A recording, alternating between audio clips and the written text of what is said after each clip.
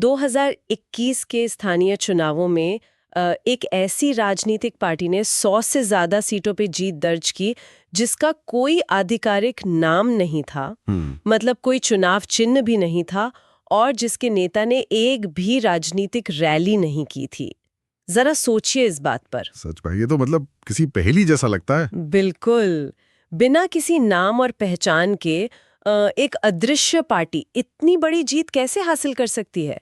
कैसे कोई भूतिया संगठन जमीनी स्तर पर इतना बड़ा उलटफेर कर सकता है? चलिए इसे थोड़ा गहराई से समझते हैं। हाँ, ये समझना बहुत जरूरी है। तो आज के इस गहन चर्चा में हम इसी रहस्य की परतें खोलेंगे।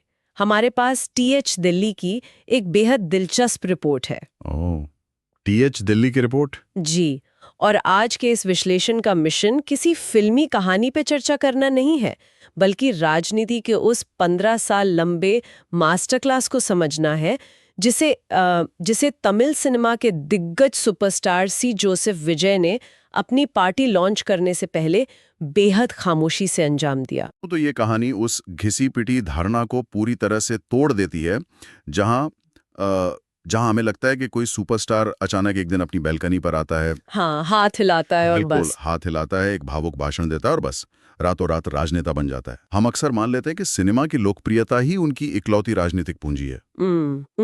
लेकिन आज हम जिस केस स्टडी पर बात कर रहे हैं वो एक बहुत ही व्यवस्थित, अनुशासित और सिस्टमैटिक पब्लिक आउटरीच का मॉडल है।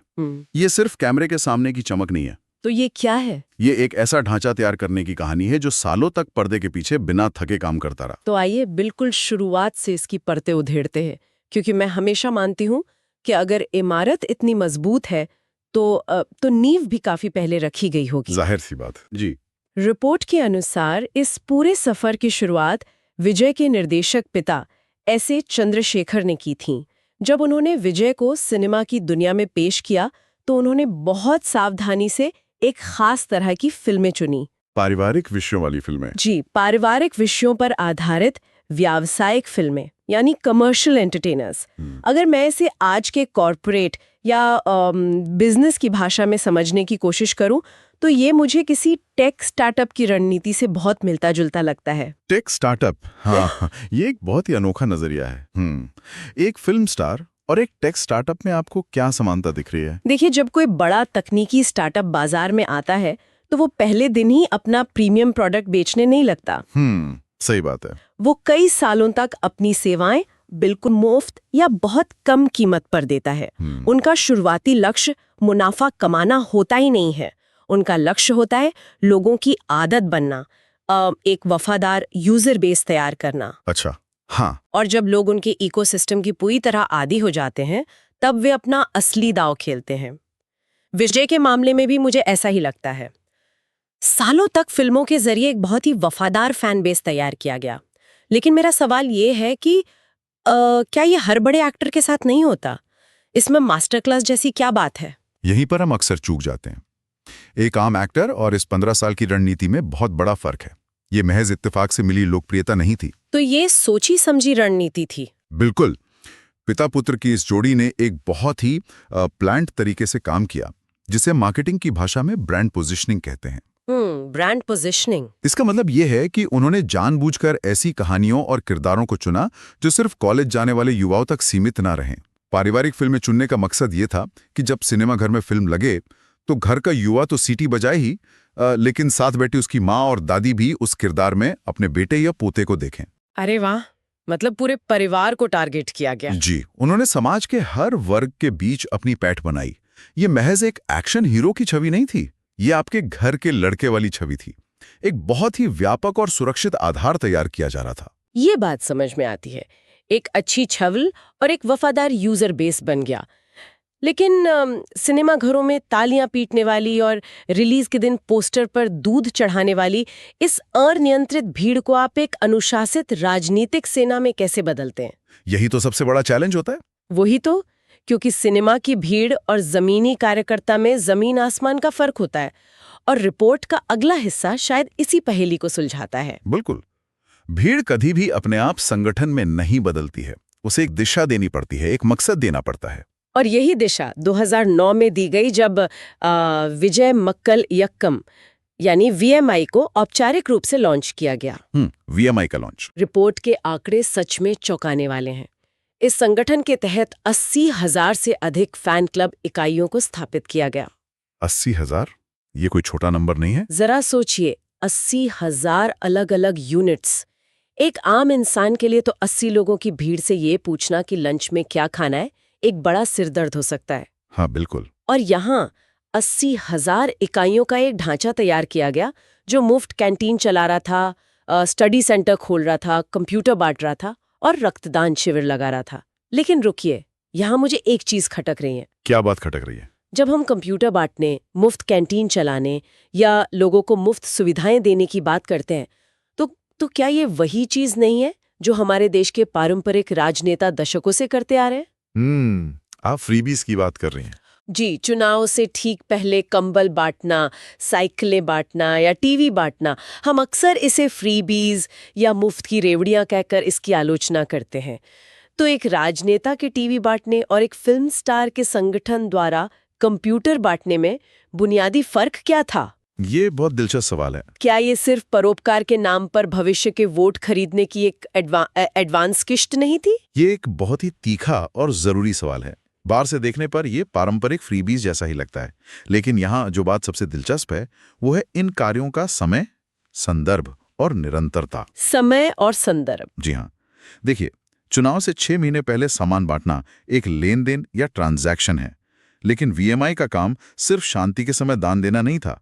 आप रिपोर्ट में दिए गए आपदाओं के उदाहरणों पर गौर करें। हाँ, रिपोर्ट पे कुछ बड़े तूफानों का जिक्र है। जी, 2011 में जब चक्रवात थाने आया, 2015 में जब चेन्नई भयानक बाढ़ में डूब गया था और 2018 में जब चक्रवात गाजा ने तबाही मचाई थी। हाँ, उन वक्तों में ये इकाइयां जमीनी स्तर पर बड़े पैमाने पर राहत कार्य कर रही थीं। बिल्कुल। और जब ऐसी प्राकृतिक आपदाएं आती हैं तो अक्सर सबसे मजबूत सरकारी मशीनरी भी चरमरा जाती है। संचार टूट जाता है। प्रशासन की पहुंच धीमी हो जाती है। ऐसे संकट और बेबसी के समय में जब लोगों को सबसे ज्यादा जरूरत होती है, तब एक संगठन का जमीनी स्तर पर पहुंचकर उनके साथ खड़े होना, ये सिर्फ सामान बांटना नहीं है। तो ये क्या है? ये सिस्टम की विफलताओं के बीच खुद को एक विश्वसनीय विकल्प के रूप में स्थापित करना है। एक ऐसा संगठन जो चुनाव के इंतजार में नहीं बैठा है, बल्कि जब आप बाढ़ के पानी में फंसे हैं तब आपको खाना और दवा पहुंचा रहा है। ये तो बहुत गहरी बात है। इससे जो चीज पैदा होती है वो वोट बैंक नहीं है, वो गहरा विश्वास है। और राजनीति में संकट के समय कमाया गया विश्वास किसी भी चुनाव पूर्व बांटे गए तोहफे से कई गुना ज्यादा शक्तिशाली होता है। ये वाकई एक बहुत बड़ा मनोवैज्ञानिक अंतर है। मतलब लेन देन बनाम संकट के समय का भरोसा। बिल्कुल। लेकिन इतिहास गवाह है कि केवल परोपकार या सामाजिक कार्य करने से कोई राजनेता नहीं बन जाता। दुनिया में हजारों बड़े NGO हैं जो बेहतरीन काम कर रहे हैं, पर वे चुनाव नहीं जीत सकते। सही कहा। चुनाव जीतने के लिए अलग तरह का मादा चाहिए। एक नेता बनने के लिए आपको आग में हाथ डालना पड़ता है। आपको कड़े और अक्सर विवादित मुद्दों पर अपना रुख साफ करना पड़ता है। और ऐसा लगता है कि VMI केवल आपदा प्रबंधन तक ही सीमित नहीं रही। एकदम सही पकड़े आपकी। सामाजिक कार्य करना एक सुरक्षित खेल है, लेकिन क्षेत्रीय मुद्दों पर आवाज उठाना एक जोखिम भरा कदम होता है। और रिपोर्ट से पता चलता है कि उन्होंने ये जोखिम बहुत पहले से उठाना शुरू कर दिया था। अगर हम घटनाओं की टाइमलाइन को देखें तो 2009 में ही उन्होंने श्रीलंकाई तमिलों के समर्थन में चेन्नई में एक उपवास किया। फिर 2011 में जब श्रीलंकाई नौसेना द्वारा तमिलनाडु के मछुआरों को गिरफ्तार करने और उन पर हिंसक हमले होने की घटनाएं बढ़ने लगी, तो नागपट्टिनम में एक विशाल भूख हड़ताल की गई। ये बहुत अहम कदम था। ये ऐसे मुद्दे हैं जो सीधे तौर पर तमिलनाडु की अस्मिता और वहां के लोगों के गहरे जख्मों से जुड़े हैं। और ये वो मोड़ था जहां विजय एक परोपकारी सुपरस्टार के सुरक्षित खोल से बाहर निकलकर जनता के दर्द और गुस्से में भागीदार बन रहे थे। लेकिन 2017 और 2018 की जिन घटनाओं का जिक्र रिपोर्ट में है, वो इस पूरी रणनीति के सबसे अहम हिस्से हैं। हाँ, वे घटनाएं सच में हैरान करने वाली हैं। 2017 में पारंपरिक खेल जल्लीकट्टू पर लगे प्रतिबंध के खिलाफ पूरे राज्य में एक अभूतपूर्व जन आंदोलन हुआ था। लोग मरीना बीच पर डटे हुए थे। जी, मरीना बीच पर लाखों की भीड़ थी। ऐसे में विजय वहां पहुंचते हैं, लेकिन कैसे? रात के अंधेरे में अपना चेहरा एक रुमाल से छिपाकर, बिना किसी लाउडस्पीकर के, बिना किसी पीआर टीम के, महज एक आम प्रदर्शनकारी के तरह चुपचाप भीड़ में बैठ जाते हैं। उसी साल जब नीट परीक्षा पास न कर पाने के कारण एस अनीता नाम की एक छात्रा ने आत्महत्या कर ली, तो वे सीधे अरियालोर में उसके परिवार से मिलने उनके घर पहुंच गए। जी बिल्कुल। और 2018 में थुथुकुडी में एंटी स्टरलाइट विरोध प्रदर्शन के दौरान जब पुलिस फायरिंग में 14 लोग मारे गए, तो वे पीड़ितों के परिवारों से मिलने गए। और वहां भी मीडिया के कैमरों से बचने के लिए वे एक दुपहिया वाहन यानी एक आम बाइक पर पीछे बैठकर गए थे। इन 3 घटनाओं में एक बहुत ही स्पष्ट और गहरा पैटर्न है। और मैं इसी पैटर्न पर एक सवाल उठाना चाहती हूँ। हम इसे सादगी कह सकते हैं, लेकिन क्या ये भी एक तरह की बहुत ही चालाक पीआर रणनीति नहीं है? चालाक पीआर रणनीति? हाँ, मतलब एक इतना बड़ा सुपरस्टार जिसके पास बेहतरीन सुरक्षा और पीआर मशीनरी है, वो मुंह पर रुमाल बांधकर या बाइक पर पीछे बैठकर जा रहा है। इसे मैं एक स्टेल्थ मोड ऑपरेशन कहूंगी। क्या जानबूझकर कैमरे से बचना भी खुद को सुर्खियों में लाने का एक तरीका नहीं है? ये एक महत्वपूर्ण सवाल उठाता है और आपकी नजर बहुत पैनी है, आप गलत नहीं है। राजनीति में हर कदम एक संदेश होता है, लेकिन यहाँ ये समझना जरूरी है कि ये स्टेल्थ मोड इतना प्रभावी क्यों रहा। तमिलनाडु की पारंपरिक राजनीति हमेशा से बहुत लाउड यानी शोर शराबे वाली रही है। बड़े कटआउट, भारी भीड़, ऊंचे भाषण और मीडिया का भारी जमावड़ा। ऐसे माहौल में जब राज्य का सबसे बड़ा सुपरस्टार एक पीड़ित परिवार के घर बिना किसी शोर शराबे के एक आम आदमी की तरह बाइक पर पहुंचता है, तो ये मौजूदा राजनीतिक संस्कृति के बिल्कुल विपरीत होता है। यानी वे जानबूझकर उस पारंपरिक लाउड राजनीति का हिस्सा नहीं बनना चाहते थे। बिल्कुल। अगर वे 50 कारों के ताफले और कैमरों के साथ जाते, तो अगली सुबह की हेडलाइन होती, सुपरस्टार विजय ने पीड़ितों से मुलाकात की। पूरा फोकस उनके स्टारडम पर चला जाता और पीड़ित पीछे छूट जाते। ये तो है। लेकिन छिपकर रात के अंधेरे में या बाइक पर जाने से उन्होंने संदेश दिया कि मैं यहां अपनी फिल्म प्रमोट करने या राजनीति चमकाने नहीं आया हूं। मैं तुम्हारे दुख में एक आम इंसान की तरह शामिल होने आया हूं। एक बहुत ही पावरफुल मैसेज। इस खामोशी ने उनके प्रति सहानुभूति और विश्वसनीयता को इतना बढ़ा दिया जितना कोई भी लंबा चौड़ा भाषण नहीं कर सकता था। जल्लीकट्टू संस्कृति का प्रतीक है, अनीता की मौत छात्रों के भविष्य और राज्य की स्वायत्ता का दर्द है। हाँ। और थुथुकुडी का मुद्दा पर्यावरण और मानवाधिकार का था। उन्होंने बहुत ही संवेदनशील मुद्दों को चुना। जी, उन्होंने युवाओं और राज्य के सबसे संवेदनशील मुद्दों को छुआ और साबित किया कि वे सिर्फ पर्दे पर ही नहीं, असल जिंदगी में भी उनके दर्द को समझते हैं। तो एक तरफ राज्य के भीतर एक मजबूत भावनात्मक और जमीनी संगठन खड़ा हो रहा था, लेकिन कोई भी राज्य देश की मुख्य धारा की राजनीति से कटा हुआ नहीं रह सकता। बिल्कुल नहीं। राज्य जीतने के लिए आपको ये समझना होता है कि दिल्ली में हवा किस तरफ बह रही है। और रिपोर्ट का अगला हिस्सा इसी राष्ट्रीय संपर्क के बारे में है। हाँ, क्योंकि एक सफल नेता को केवल अपने कुएं का मेंढक नहीं होना चाहिए। रिपोर्ट बताती है कि 2009 से लेकर 2014 के बीच उन्होंने कई राष्ट्रीय नेताओं और सामाजिक कार्यकर्ताओं से मुलाकात की। 2009 में उन्होंने कांग्रेस नेता राहुल गांधी से मुलाकात की। राहुल गांधी। फिर 2011 में वे सामाजिक कार्यकर्ता अन्ना हजारे से मिले, जो उस वक्त एक बहुत बड़े भ्रष्टाचार विरोधी आंदोलन का चेहरा थे। और फिर 2014 के लोकसभा चुनावों से ठीक पहले उन्होंने तत्कालीन गुजरात के मुख्यमंत्री और भाजपा नेता नरेंद्र मोदी से भी मुलाकात की। जी। अब यहाँ थोड़ी उलझन होती है। राहुल गांधी, अन्ना हजारे और नरेंद्र मोदी, ये तीनों बिल्कुल अलग अलग विचारधाराओं, काम करने के तरीकों और राजनीतिक ध्रुवों का प्रतिनिधित्व करते हैं। तो क्या विजय सिर्फ राजनीतिक विचारधाराओं की विंडो शॉपिंग कर रहे थे? ये एक बहुत ही दिलचस्प विश्लेषण है। और देखिए, यहाँ ये बात बिल्कुल स्पष्ट होनी चाहिए कि हम रिपोर्ट के तथ्यों पर ही बात कर रहे हैं।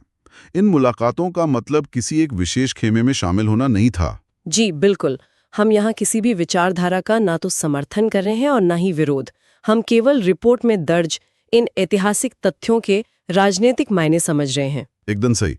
एक तटस्थ नजरिए से देखें तो ये कदम विंडो शॉपिंग से ज्यादा एक रिसर्च एंड डेवलपमेंट का हिस्सा लगता है। राजनीति में R&D। हाँ, जब आप 15 साल लंबी योजना बना रहे हों तो आपको ये समझना होता है कि देश के सबसे बड़े नेता कैसे काम करते हैं। वामपंथी, दक्षिणपंथी या मध्यमार्गी, हर विचारधारा के पास जनता तक पहुंचने का अपना एक अलग तरीका होता है। ये बात तो है। विजय शायद अलग अलग राजनीतिक स्पेक्ट्रम को करीब से देखकर, उनकी कार्यप्रणाली को समझकर अपना खुद का एक स्वतंत्र रास्ता तय करना चाहते थे। वे अपना दायरा और अपनी राजनीतिक समझ बढ़ा रहे थे। ये तो हुई ऊपर के स्तर की राजनीति, लेकिन इसी दौरान जमीन पर एक ऐसा काम हो रहा था जिसने मुझे सबसे ज्यादा हैरान किया। अच्छा, वो क्या था? अगर इस पूरी रणनीति में कोई सबसे बड़ा आहा मोमेंट है तो वो यही है। रिपोर्ट में बताया गया है कि हाल के वर्षों में विजय ने पूरे तमिलनाडु के 10वीं और 12वीं कक्षा के बोर्ड परीक्षा के टॉपर्स के लिए बड़े सम्मान समारोह आयोजित करने शुरू किए। सम्मान समारोह? मैं आपसे ये समझना चाहती हूँ कि इतने बड़े बड़े राजनीतिक आंदोलनों और मुलाकातों के बीच स्कूल के बच्चों को मेडल और सर्टिफिकेट बांटने की क्या जरूरत थी? इसके पीछे की क्या राजनीति हो सकती है? इसे आप राजनीति का मास्टर स्ट्रोक कह सकती हैं। यहाँ जो बात सबसे दिलचस्प है वो ये है कि जरा सोचिए, 10वीं और 12वीं के छात्र कौन है? वे बच्चे हैं जो पढ़ाई कर रहे हैं। हाँ, लेकिन उनकी उम्र 15 से 18 साल के बीच होती है। यानी वे बच्चे जो अगले 2 से 3 सालों में पहली बार वोटर बनेंगे। ओहो, मतलब फ्यूचर वोटर्स। बिल्कुल। लेकिन ये सिर्फ युवाओं को लुभाने की बात नहीं है।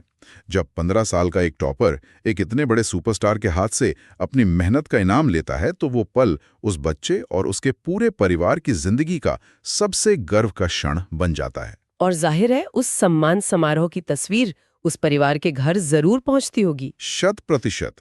वो तस्वीर सीधे उस परिवार के ड्राइंग रूम में दीवार पर सजा दी जाती है, अक्सर भगवान की तस्वीर या पारिवारिक तस्वीरों के ठीक बगल में। बाप रे।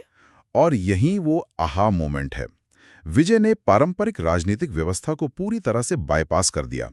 उन्होंने बिना कोई राजनीतिक भाषण दिए, बिना कोई रैली किए, सीधा एक आम परिवार के घर के सबसे पवित्र और अहम हिस्से में अपनी जगह बना ली। ये तो बहुत ही गहरी सोच है। अब वो परिवार उन्हें एक राजनेता के रूप में नहीं, बल्कि उनके बच्चे की सफलता का जश्न मनाने वाले एक बड़े भाई या अभिभावक के रूप में देखता है। ये कोई राजनीतिक अभियान नहीं है, ये सीधा सांस्कृतिक और भावनात्मक जुड़ाव है।